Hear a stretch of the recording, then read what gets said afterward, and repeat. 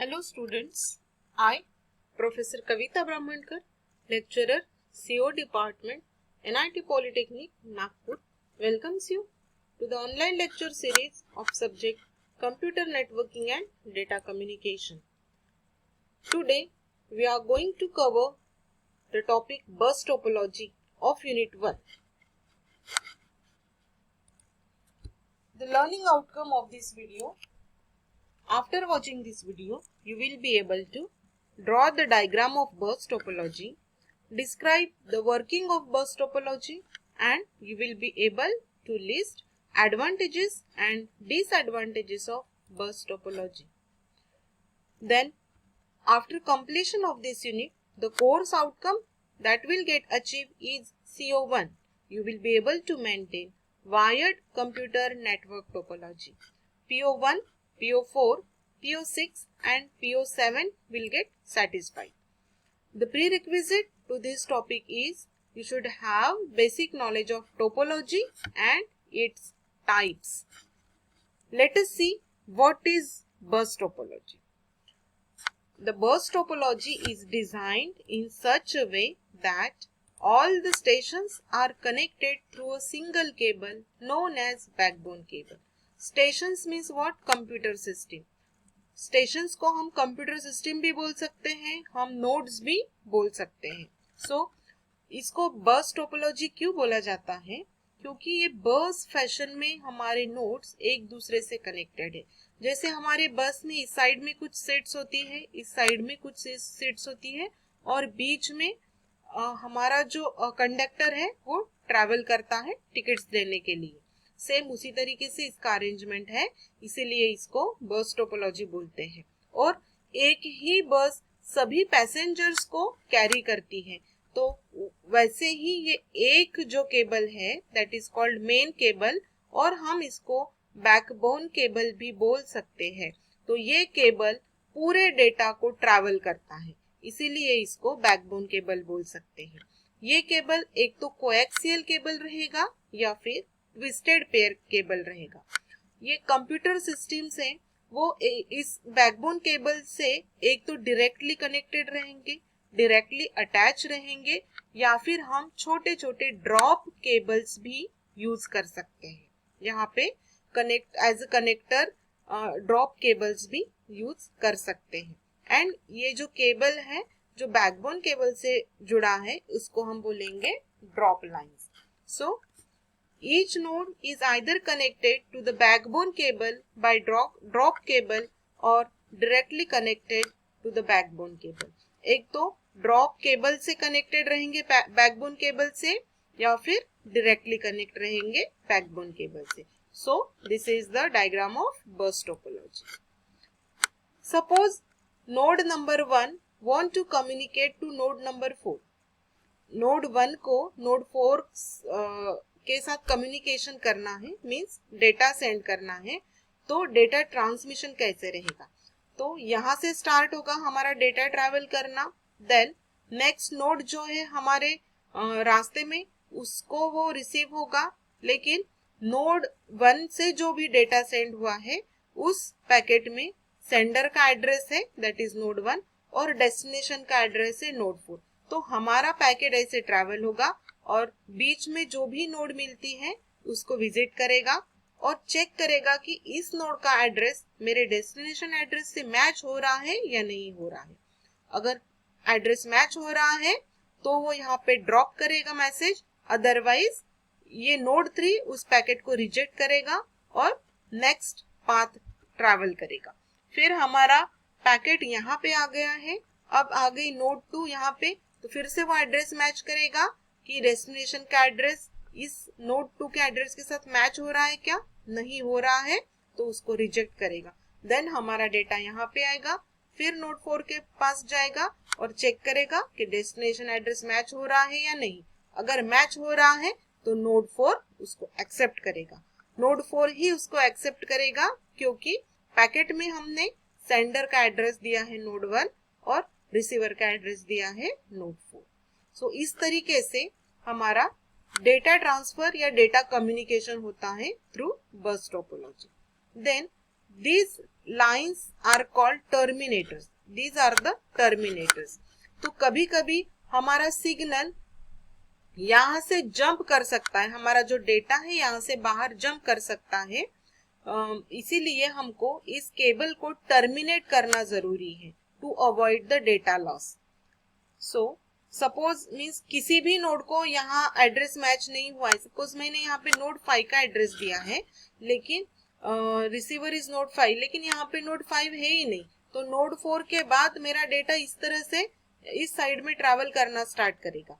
लेकिन अगर यहाँ पे हम ड्रॉप लाइन नहीं देते तो हमारा जो डेटा का पैकेट है वो लॉस्ट हो जाएगा. इसीलिए हमको हमारे नेटवर्क के दोनों एंड्स में टर्मिनेटर्स यूज करना जरूरी है to avoid the data loss. So this is all about burst topology. Then configuration जो है बर्स्ट टोपोलॉजी का, या फिर हम अरेंजमेंट या सेटअप बोल सकते हैं, वो बाकी टोपोलॉजी से थोड़ा सिंपलर है और कम कॉस्टियर है. Okay. Then backbone cable is considered as single link through which the message is broadcast to all the stations. कभी कभी हम मैसेज को पर्टिकुलर एक रिसीवर तक ही भेज सकते हैं, या फिर हम सेम मैसेज को ऑल सिस्टम्स पे ब्रॉडकास्ट भी कर सकते हैं. मीन्स कॉमन मैसेज सभी सिस्टम्स को भी भेज सकते हैं. Then this is the working of bus topology. So node 1 ने कम्युनिकेशन स्टार्ट किया है और वो चेक कर रहा है. So node 1 is the sender and node 4 is the receiver. तो जैसे कि हम देखेंगे कि हमारा जो डेटा है ट्रैवल हो रहा है.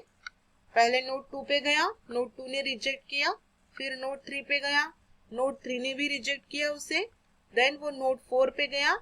अब हमारा डेस्टिनेशन का एड्रेस यहाँ पे भी मैच नहीं हुआ है क्योंकि हमारा जो रिसीवर है वो नोड नंबर 5 है. ओके. सो नोड 4 ने भी उसको रिजेक्ट किया, देन वो नोड 5 पे गया और उसको डेस्टिनेशन मिला. तो नोड 5 ने इस डेटा पैकेट को रिसीव कर लिया. So this is the working of bus topology.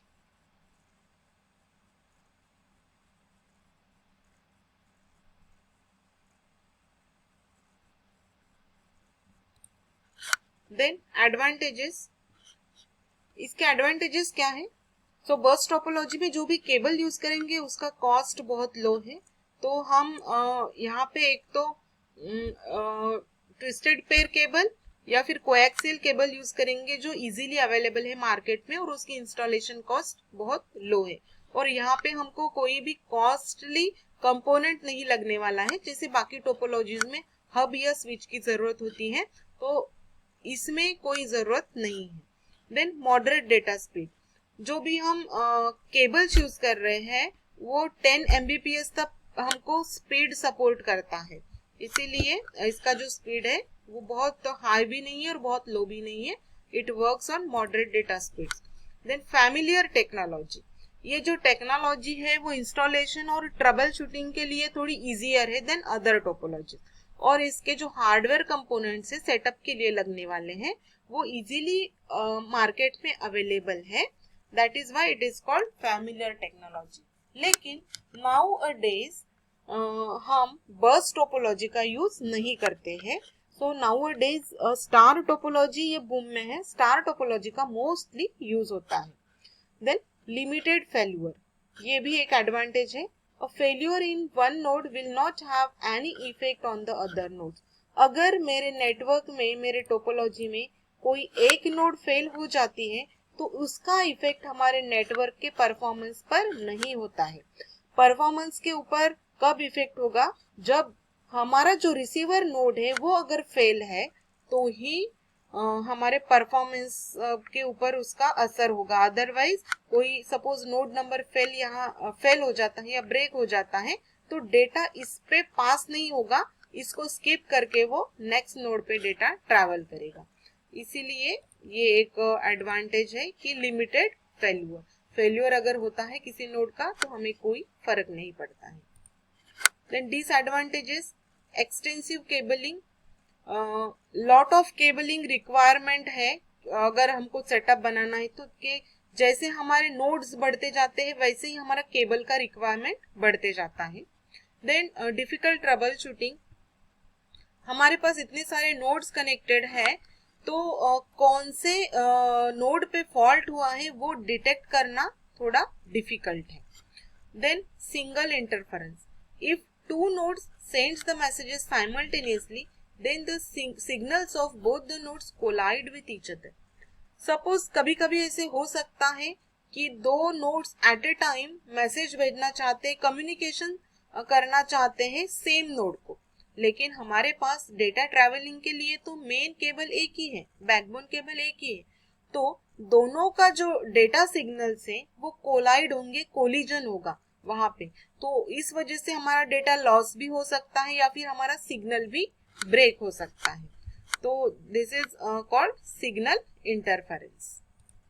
Then reconfiguration difficult, अगर हमको न्यू डिवाइसेस ऐड करने हैं so it will slow down the performance of network, क्योंकि जैसे जैसे डिवाइसेस ऐड होते जाएंगे वैसे ही हमारे नेटवर्क का परफॉर्मेंस है वो डाउन होता जाएगा, क्योंकि अगर हमारा सेंडर फर्स्ट नोड है और रिसीवर लास्ट नोड है तो उसको पहुंचते पहुंचते रिसीवर तक मीन्स लास्ट नोड तक पहुंचते पहुंचते हमारा जो डेटा सिग्नल है वो वीक बनता जाएगा और उसको बहुत ज्यादा टाइम भी लगेगा रिसीवर तक पहुंचने के लिए। So attenuation again is one of the disadvantage. Attenuation means signal loss होता है, अगर नेटवर्क का साइज बड़ा है, डिस्टेंस ज्यादा है सोर्स और डेस्टिनेशन के बीच में, तो सिग्नल की जो स्ट्रेंथ है वो वीक होती जाती है, तो हमको सिग्नल को रीजनरेट करना पड़ता है बार बार। तो सिग्नल रीजनरेट करने के लिए हमको रिपीटर एक कंपोनेंट है, नेटवर्क डिवाइस है रिपीटर, उसका यूज करना है, क्योंकि थोड़े डिस्टेंस पे जाके हमारा अगर सिग्नल वीक हो जाता है तो उसको हम रीजनरेट करेंगे, फिर से वो उसी एनर्जी के साथ ट्रैवल करेगा, फिर थोड़े देर बाद फिर से हम रिपीटर का यूज करेंगे, तो ऐसे हमको बहुत सारे रिपीटर्स भी यूज करने पड़ेंगे अगर हमारे नेटवर्क में नोड्स ज्यादा है और डिस्टेंस ज्यादा है तो।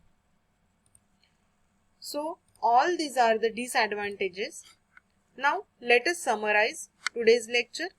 Today we have studied the diagram of bus topology, then how it works, we have seen that, then we have covered advantages and disadvantages of bus topology. So I hope you might have understood today's lecture. So thank you for watching and listening. Keep learning and enjoy learning.